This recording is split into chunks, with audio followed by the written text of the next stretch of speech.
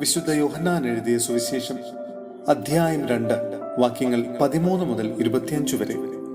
യേശു ദേവാലയം ശുദ്ധീകരിക്കുന്നു. യഹൂദരുടെ പെസഹ അടുത്തിരുന്നതിനാൽ യേശു ജെറൂസലേമിലേക്ക് പോയി. കാള, ആട്, പ്രാവ് എന്നിവ വിൽക്കുന്നവരെയും നാണയം മാറ്റാനിരിക്കുന്നവരെയും ദേവാലയത്തിൽ അവൻ കണ്ടു. അവൻ കയറുകൊണ്ട് ഒരു ചമ്മട്ടി ഉണ്ടാക്കി അവരെയെല്ലാം ആടുകളോടും കാളകളോടും കൂടെ ദേവാലയത്തിൽ നിന്ന് പുറത്താക്കി. നാണയമാറ്റക്കാരുടെ നാണയങ്ങൾ ചിതറിക്കുകയും മേശകൾ തട്ടിമറിക്കുകയും ചെയ്തു. പ്രാവുകളെ വിൽക്കുന്നവരോട് അവൻ കൽപ്പിച്ചു, ഇവയെ ഇവിടെ നിന്ന് എടുത്തുകൊണ്ടുപോകുവിൻ. എന്റെ പിതാവിന്റെ ആലയം നിങ്ങൾ കച്ചവട സ്ഥലമാക്കരുത്.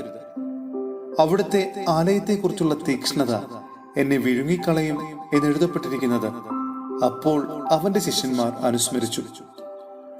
യഹൂദർ അവനോട് ചോദിച്ചു, ഇത് ചെയ്യുവാൻ നിനക്ക് അധികാരമുണ്ടെന്നതിനെ എന്തടയാളമാണ് നീ ഞങ്ങളെ കാണിക്കുക?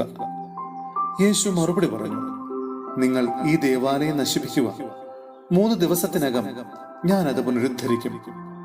യഹൂദർ ചോദിച്ചു, ഈ ദേവാലയം പണിയുവാൻ 46 സംവത്സരമെടുത്തു. വെറും 3 ദിവസത്തിനകം നീ അത് പുനരുദ്ധരിക്കുമോ? എന്നാൽ അവൻ പറഞ്ഞത് തന്റെ ശരീരമാകുന്ന ആലയത്തെ പറ്റിയാണ്. അവൻ മരിച്ചവരിൽ നിന്ന് ഉയർപ്പിക്കപ്പെട്ടപ്പോൾ അവന്റെ ശിഷ്യന്മാർ അവൻ ഇത് പറഞ്ഞിരുന്നുവെന്ന് ഓർമ്മിക്കുകയും അങ്ങനെ വിശുദ്ധ ലിഖിതവും യേശു പ്രസ്താവിച്ച വചനവും വിശ്വസിക്കുകയും ചെയ്തു. പെസഹ തിരുനാളിന് അവൻ ജെറൂസലേമിലായിരിക്കുമ്പോൾ പ്രവർത്തിച്ച അടയാളങ്ങൾ കണ്ട് വളരെ പേർ അവന്റെ നാമത്തിൽ വിശ്വസിച്ചു. യേശു ആകട്ടെ അവരെ വിശ്വസിച്ചില്ല, കാരണം അവൻ അവരെയെല്ലാം അറിഞ്ഞിരുന്നു. മനുഷ്യനെ പറ്റി ആരുടെയും സാക്ഷ്യം അവന് ആവശ്യമായിരുന്നില്ല.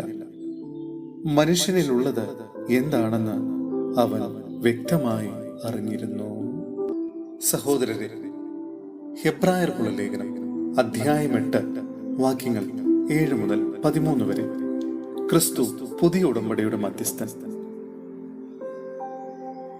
ആദ്യത്തെ ഉടമ്പടി കുറ്റമറ്റതായിരുന്നെങ്കിൽ രണ്ടാമതൊന്നിന് അവസരമുണ്ടാകുമായിരുന്നില്ല. അവിടുന്ന് അവരെ കുറ്റപ്പെടുത്തിക്കൊണ്ട് അരുൾ ചെയ്തു.